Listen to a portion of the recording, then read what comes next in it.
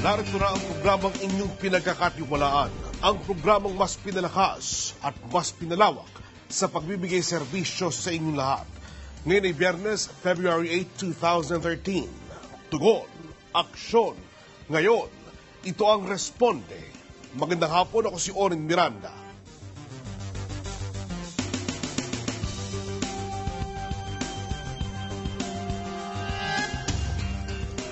SSS pension ng namatay niyang kapatid ang inilapit sa Responde ng isang kababayan natin mula Luzon sa Bulacan.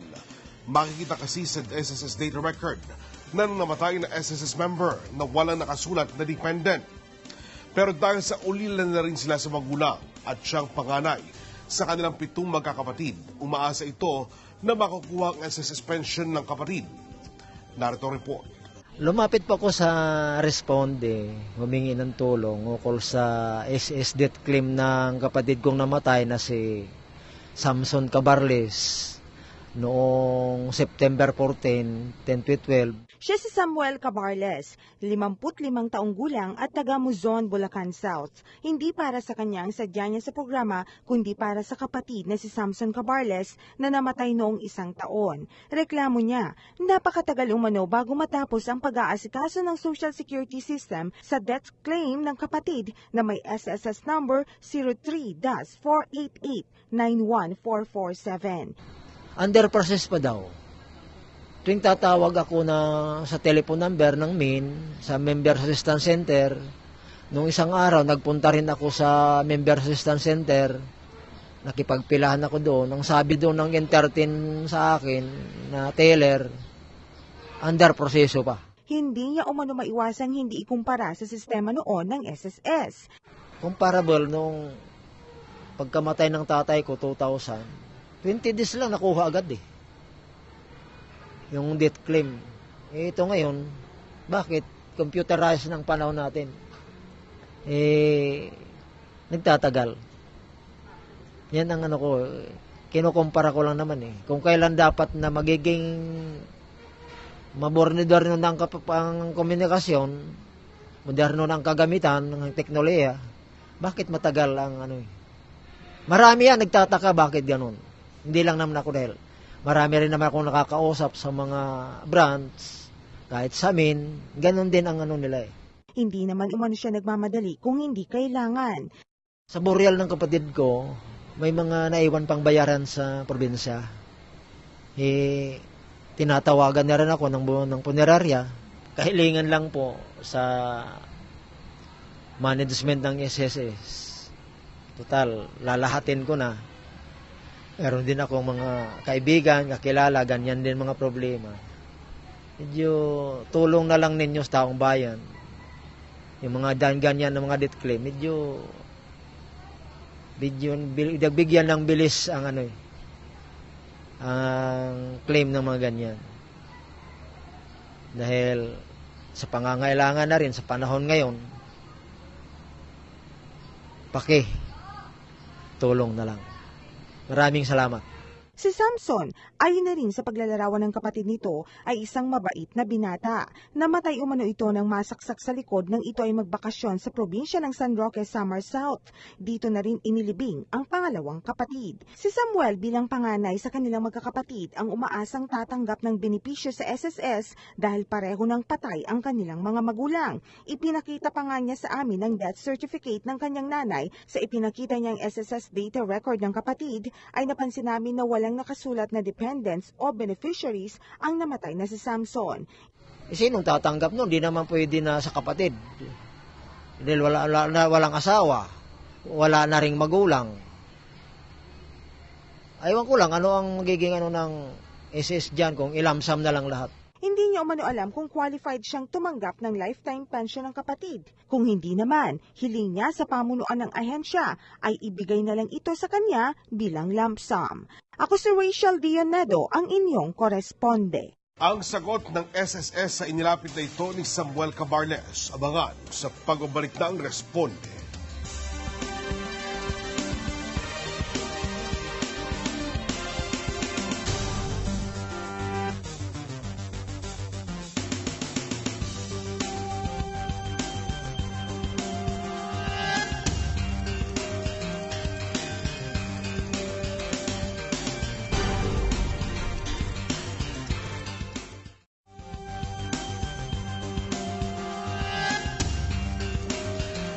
Patuloy po natin tinututukan ng problema sa SSS na inilapit sa atin ni Samuel Cabarles. Upang malaman natin kung may karapatan nga ba siya sa pensyon ng namatay na kapatid, inilapit ng responde sa SSS ang kanyang kaso.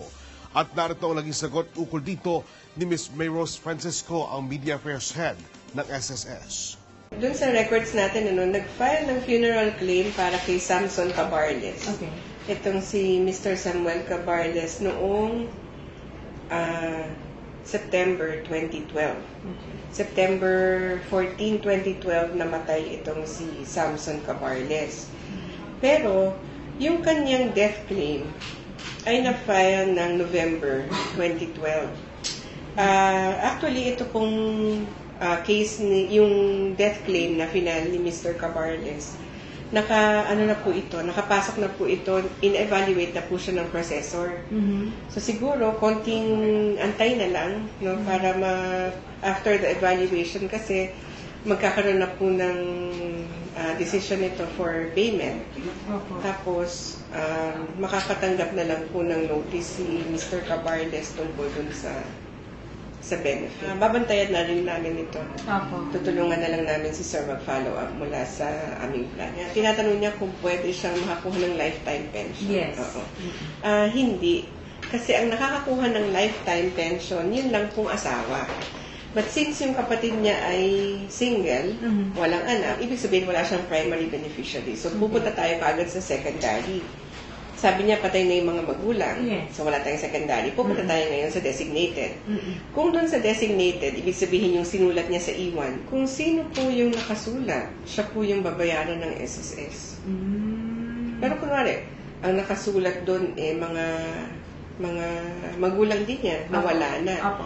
So, ang mangyayari, pupunta na tayo sa legal heirs, in which pwedeng makasama siya kasi kapatid siya. Meron daw po kasi silang parang loan before. Pero, lumaki na daw yun ng lumaki. So, kung sakali po, hindi po ba maapektuhan itong sinasabi niyo na qualified sila for lump sum in case? Ibabawas po natin yung loan ng member mula dun sa proceeds ng death claim. Oh, okay. So, ibig sabihin, yung lump sum, Opo. ibabawas natin sa lump sum yung loan.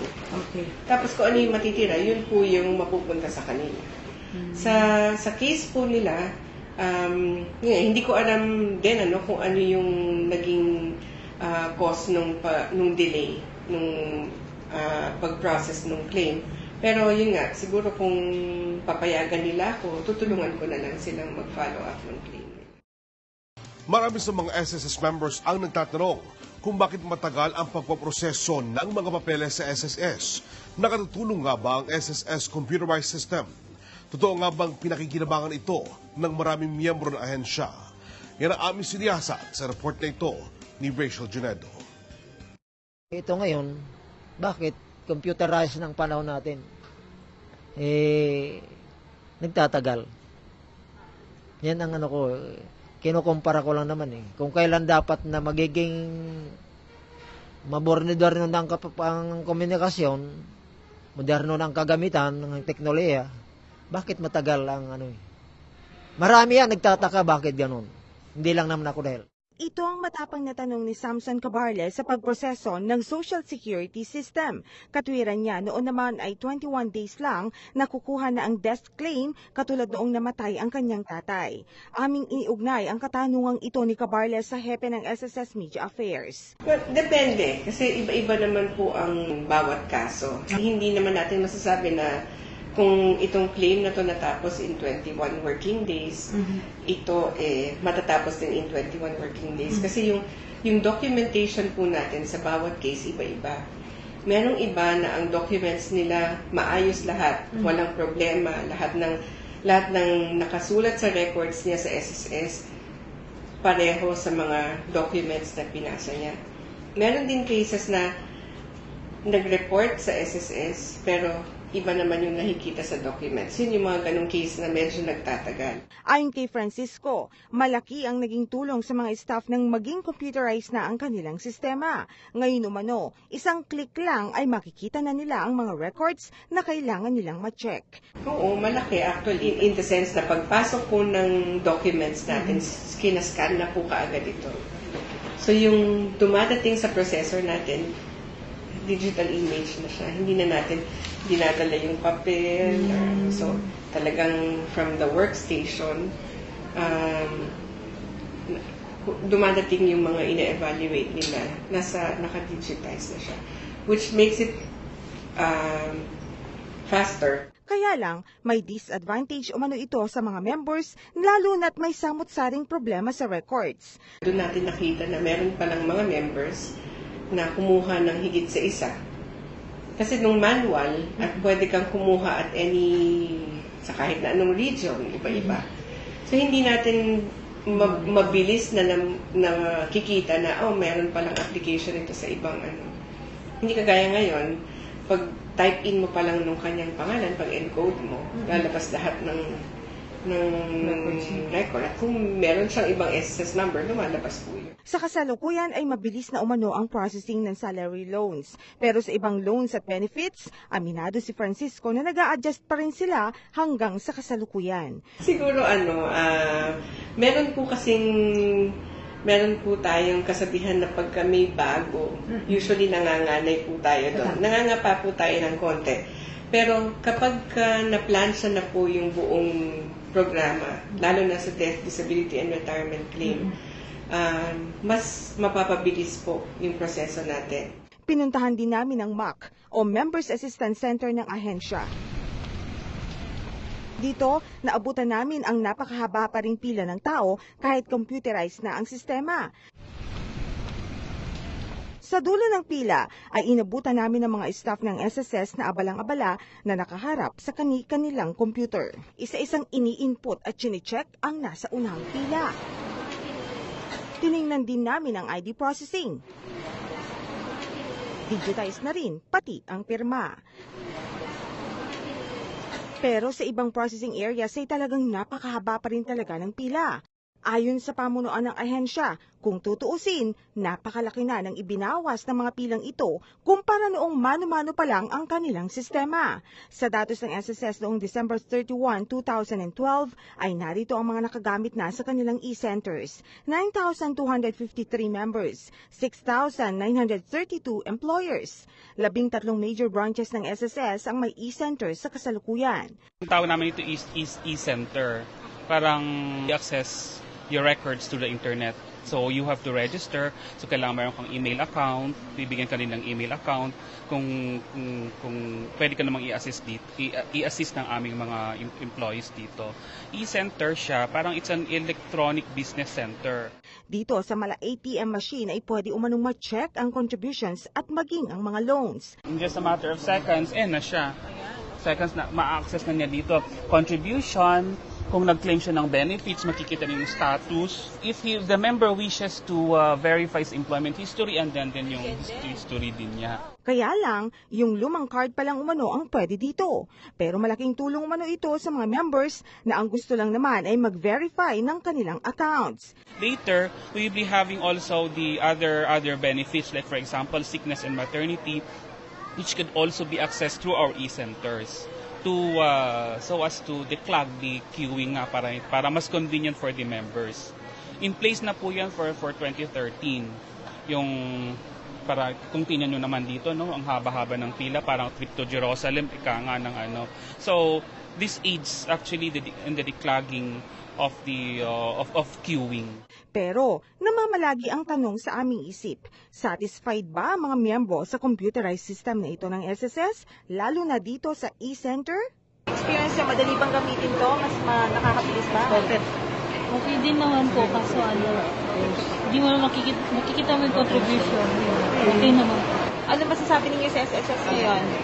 Mas madali ba ngayon kabilis ang SSS kaysa dati? Kasi doon mahaba kasi yung pila doon eh. Matagal din sa sa employer's transaction.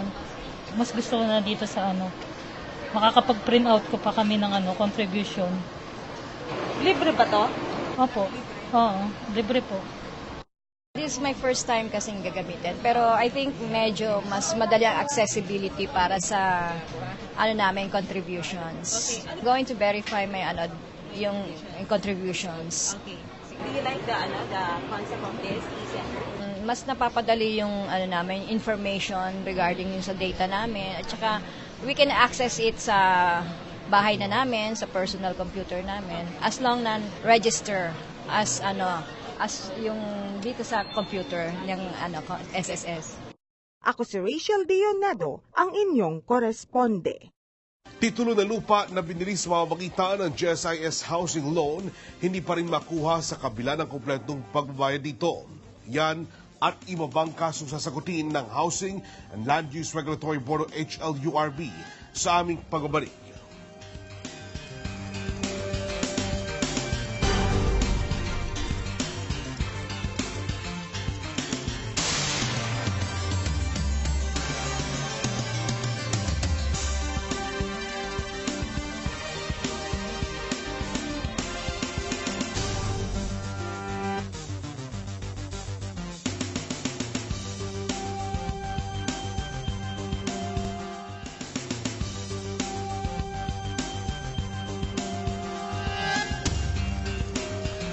Sa pamamagitan ng GSIS Housing Loan ay nakabili ng property sa Muntinlupa City si Leodegario Toytoy. Mula taong 1980 hanggang 2011, nakumpleto niya ang pagbabayad dito sa pamamagitan ng salary deduction.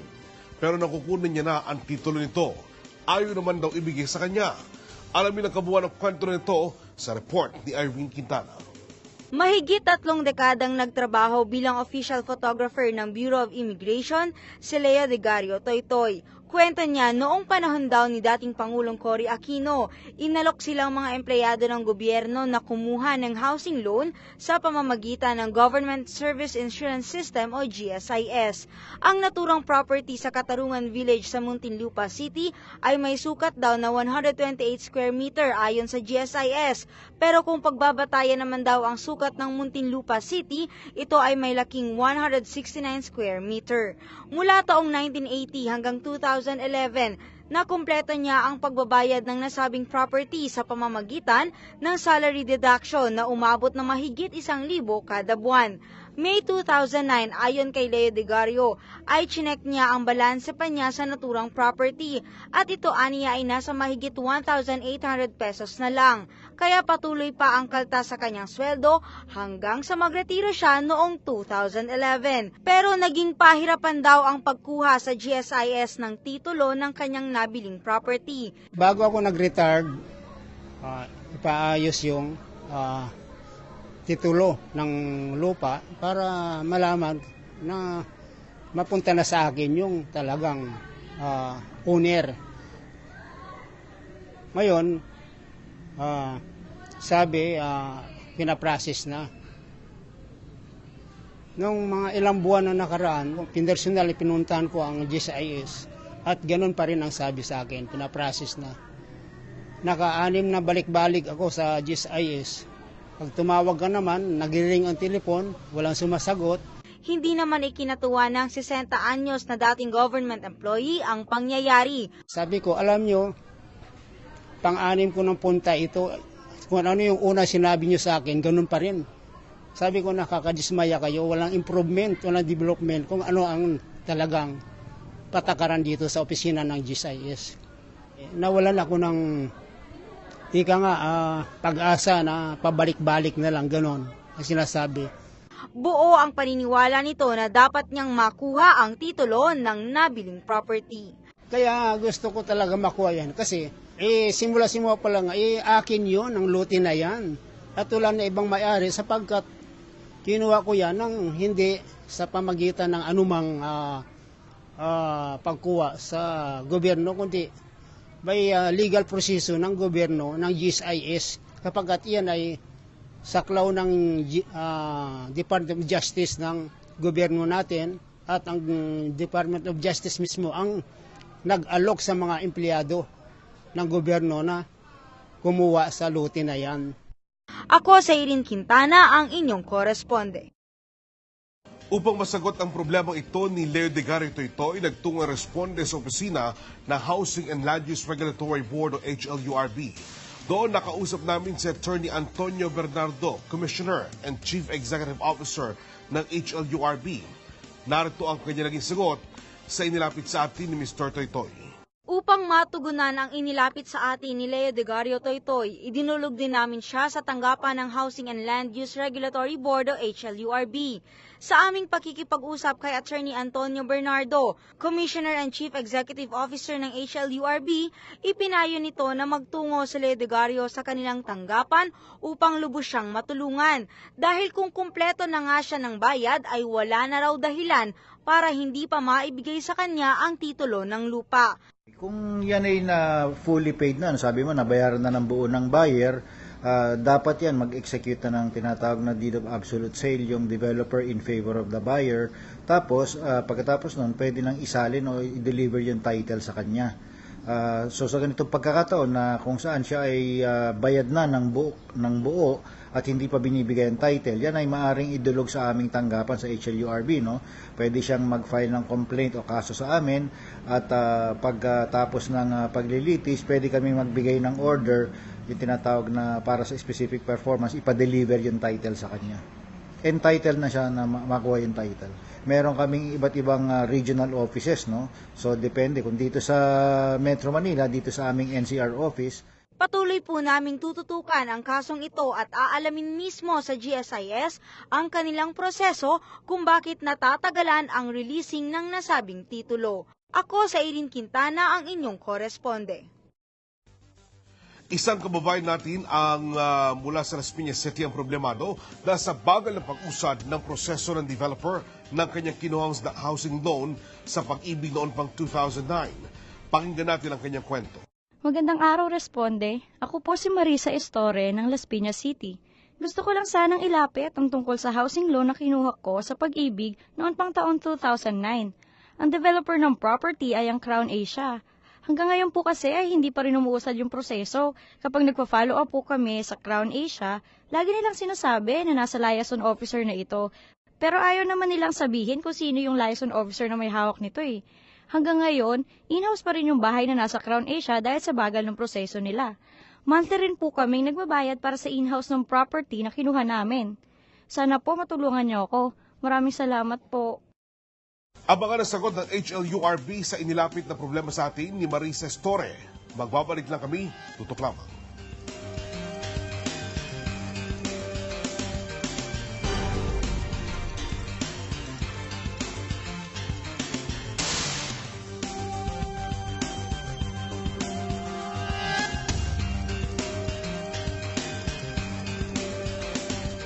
Patuloy po natin tinututukan ang problema ni Marisa Estore sa Crown Asia, ang developer ng housing loan na kinuha niya sa Pag-ibig mahigit 3 taon na ang nakararaan. Hanggang ngayon ay hindi pa rin umuusad ang proseso nito. Ang kaso ito ay sinagot din ni Attorney Antonio Bernardo, ang Commissioner at Chief Executive Officer ng HLURB. Pakinggan natin ito. In-house financing, ibig sabihin, instead na halimbawa sa bangko o Pag-ibig sila nakautang, doon sila mismo sa developer nakautang at doon sila magbabayad. So parang ang nagpautang sa kanila, yung developer din. In-house financing ang tawag din. Na pwede siyang magtungo sa aming tanggapan at aalamin namin kasi pwede naming, meron kaming ginagawa dyan pag may mga sitwasyon na ganyan, pwede naming patawag yung developer, magkaroon ng tinatawag na conciliation meeting para malaman ano ba talaga ang nangyayari doon sa kanyang loan.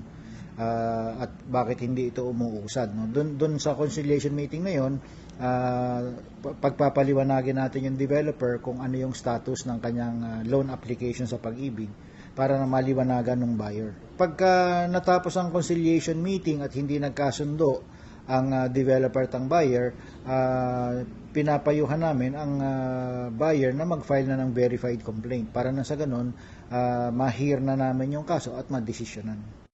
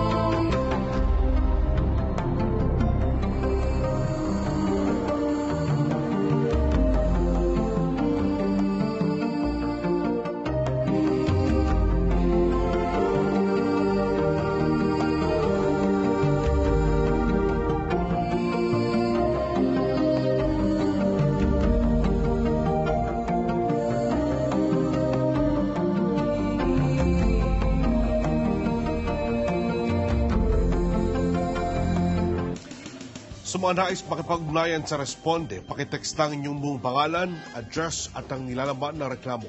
Maaari nyo kami tawagan sa aming hotline Lunes hanggang Biyernes alas 8 hanggang alas 5 ng hapon.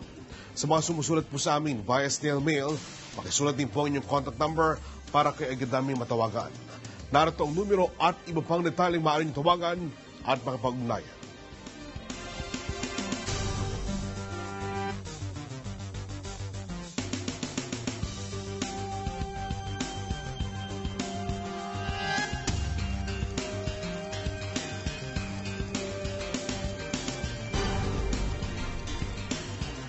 Maaari po kayong magpadala ng mga video sa amin na gusto nyo ireklamo, tao man ito o makaganapan na nakapeperwisyo sa inyo at gustong maaksyonan.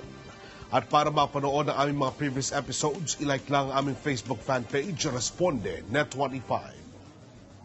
Happy viewing kina Miss Mary Jane Casimiro ng DSWD Pantawid Gudong Program. Maligayang panonood din kina Attorney Carl Borja, Arliniana Crisanta Agliam, Janet Lucas, Efren Kabakungan, at sa lahat ng staff ni Attorney Antonio Bernardo ng HLURB. Ngayon din kina Ms. Raiza, Ms. Benny at sa lahat ng staff ni Ms. Meros Francisco ng SSS Media Affairs Office. Maraming salamat po sa aming mga sponsors, ICSM Printers, Hell Design at Galvez Clinic. Ang Responde, mapanood nyo Lunes, Miyerkules at Biyernes, alas 5:30 ng hapon hanggang alas 6 ng gabi. Ang tanging po namin hangat, ang kayo matulungan, walang labis, walang kulang. Tugon, aksyon, ngayon. Ito ang Responde. Magandang gabi, ako si Onin Miranda.